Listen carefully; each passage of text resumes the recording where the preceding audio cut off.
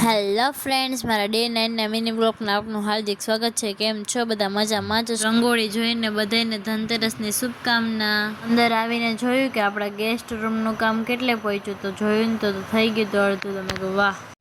હું બહાર જતી હતી તો કાકા મને કહે કે લે આ જમી લે। મેં કીધું ના ના હો, મને આવું ન ભાવે। હું વસ્તુ લેવા પહોંચી ગઈ હતી ને વસ્તુ લઈને નીકળી ગઈ। ઘરે આવીને થોડીક વાર મેં તો આની હારે મસ્તી કરી લીધી।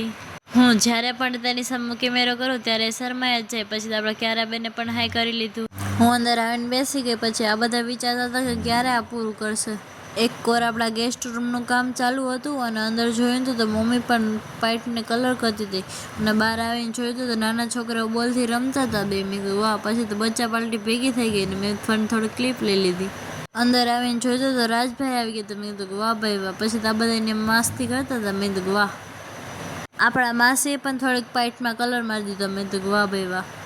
પછી તો આપણા ભાઈના હાથમાં દંડો આવી ગયો તો દંડો ફેરવવા માંડ્યો। મેં કીધું વાહ। પછી તો અમે લોકો થોડીક મીટિંગ કરીને અમારું કામ પણ કરી લીધું। પછી તો હું એક રિલેટિવના ઘરે આવી ગઈ। થોડુંક કામ હતું એટલે એના ઘરે દીવો ચાલુ હતો। મેં કીધું વાહ, આને દિવાળી આવી ગઈ। પછી તો આપણે 50નું બંડલ લઈને નીકળી ગયા ઘર તરફ। આ તો બીજી રંગોળીની તૈયારી કરતા હતા ને પછી તો ટેણિયા મીડિયા મેં ઘરે 4 ફટાકડા મૂકીને ફટાકડા ફોડતા હતા।